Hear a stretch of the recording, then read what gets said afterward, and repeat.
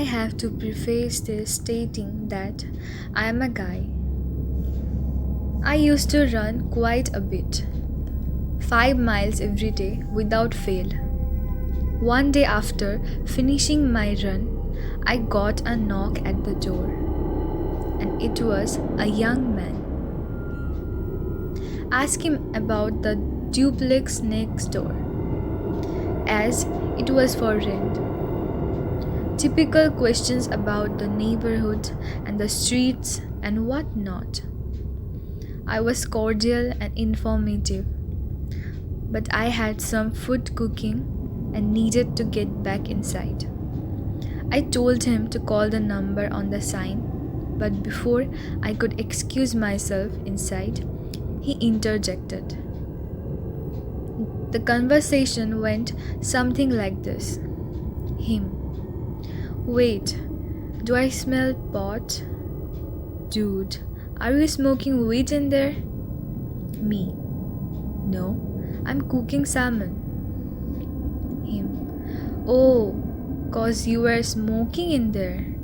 I'd be totally down with that. By the way, you have got really nice pecs. Do you work out a lot? Me. Yeah, I guess. Look, I really gotta go. If you have questions about the duplex, call the number on the sign. Him. Cool, thanks. I go back inside the house. He drives off. I instantly call my landlord and tell her to, under no circumstances, let that guy rent the property. He gave me the creeps. Anyway, fast forward 2 days. It's a Sunday night around midnight. I just finished watching a movie on the couch and I had played a lot of soccer that weekend. Generally, I have found that if I can soak in a hot bath for about 20 minutes, my knees feel better in the morning. So I get up from the couch, walk by my bedroom, and notice that since I'm kind of a restless sleeper, I must have knocked the blinds and curtain adjacent to my bed askew. No biggie. I will fix it tonight before I go to bed. Then I get into the bathroom and notice that someone must have opened the window to the bathroom when I had friends over several days ago. I don't have a bathroom exhaust fan, so it only makes sense to raise the window and blinds a bit. I close the window and shut the blinds. I have got one of those nifty kitchen timers that I set to 20 minutes and I just sit in there waiting for the time to expire. During this quiet time, my mind starts replaying the weekend's event and I start to get an uneasy feeling. Subconsciously, I felt something was wrong, but maybe I was just being paranoid. Then I thought about the bedroom window and the bathroom window, both having blind askew. And come to think of it, I believe the blinds behind the TV had one little stat that was sort of peeled up. But no, now I'm just being paranoid.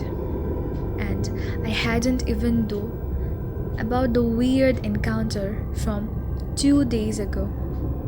But now I'm sitting in a bathtub.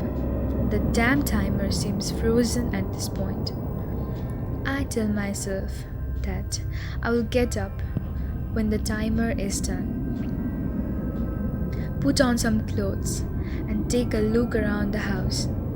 I snapped. 5 minutes left and I couldn't take it any longer. I don't know how to rationalize what I did next. It just seemed pretty instinctual. I hopped up and got a towel around me. I turned off the bathroom light, made my way quickly by the bedroom door and through the living room area. I then cut the kitchen and living room lights. In the darkness, I pulled a pair pants up so that I was at least wearing something. I wasn't going to go back into the bedroom for a shirt. The only light on in this house was my bedroom light.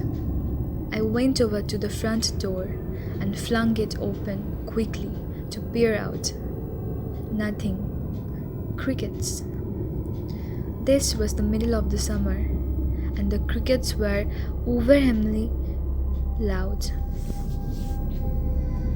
Louder than the sound of my squeaky storm door opening.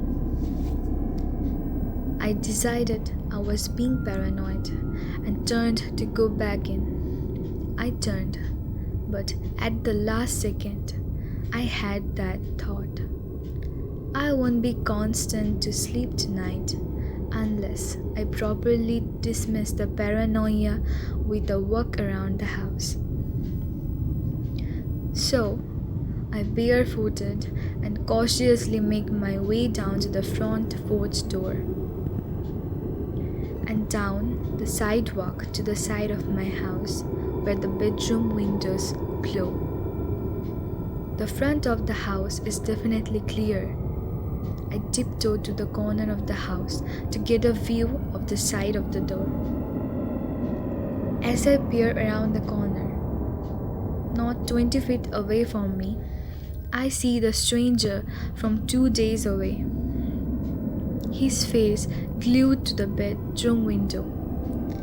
His hand is in his shorts and he is masturbating furiously. I am instantly enraged. Apparently, he is completely unaware that I have exited the house, much less flanked him.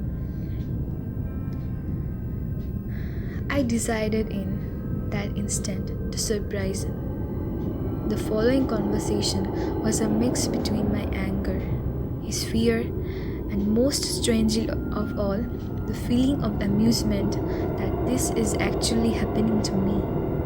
Keep in mind, the conversation doesn't really make a lot of sense because he didn't really have time to think.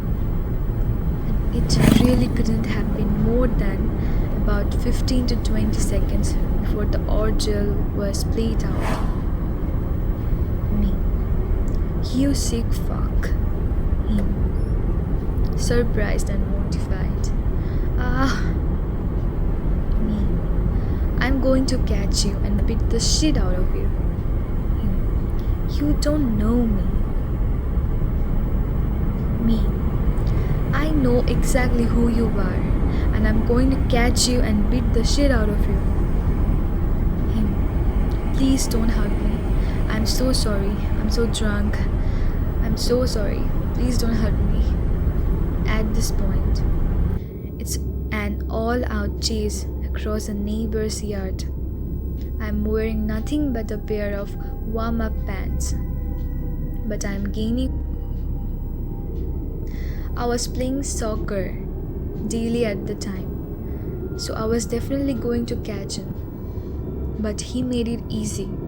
I chased him across one gravel drive away, which wasn't fun. But I was on his heels by the time he reached the second one, and he took a nasty fall right into the middle of the gravel. At this point, I very nearly kicked him across the face with my shin, but I suppressed the urge. I need my license to practice my profession in my state, and I have already chased the guy across someone else's property, not to mention the threats. Also, quite pathetically, he's crying and pleading with me in a very effeminate voice. effeminate voice. A completely different voice from the only other encounter. I tell him to get up. At this point, he knows he is caught. So he is completely compliant. Well, kind of. I ask him where he parked. He lied and said a few blocks down. I take his keys from him and tell him we are going to his car. I ask him his name. He tells me. We walk about 30 feet and he stops and says, "Actually, this is my car." Wow, okay. So you parked basically right next to my house. So I opened his car and he's like, "What are you doing?" I explained to him that there's no way for me to know who he is. He has no wallet with him. At this point, I have got his cell phone and keys. I open his glove box, hoping to find some real ID. Bingo! I found a receipt for tire rotation or something. The car shown on the receipt matches the car he's driving, but the name doesn't. I call him by the name on the receipt and he starts crying again and apologizing about lying about his name. At this point, I'm convinced I have him scared shitless and I just want to go to bed. I know cops will take hours and it's already like 1 o'clock and I have gotta be up early. So I take the little folder thing. The receipt came in and I told him to write down a confession of what he did.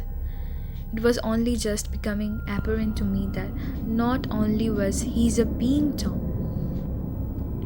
he had come into my house when I wasn't there to adjust the blinds in order to see him. Anyway, I call him a sick fuck a couple more times after that dawns on me. Now I have got a written and signed confession.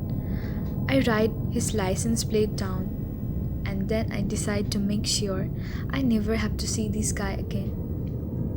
I take his phone and write down numbers of obvious relatives: mom, dad, uncle, someone or another.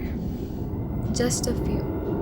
Then I tell him that I don't know if I'm going to call the cops, but if I ever see you again, I'm going to try to kill you. I had no such intentions. It would be hard for me to hurt someone unless they were hurting someone I cared about. But he didn't know that.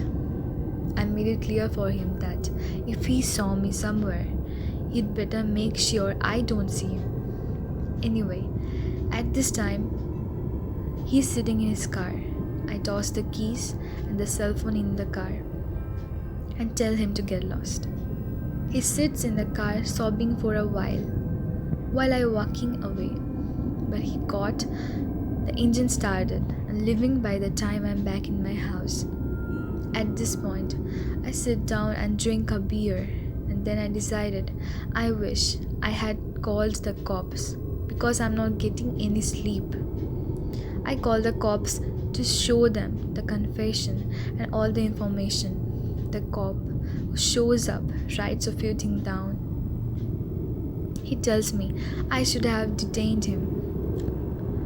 I give him all the info. 2 days later, I call the cops and ask them about the report. No news and no news would come. No report. Oh well, he's never coming back. Wrong. He knocks on my door about a year later. I open the door. He must have seen the anger. He backs away from the door with his hands up and says he came to apologize. Said he was very sorry. I told him I accepted his apology and not to fuck up like that again. And then he said thanks very strange, isn't it?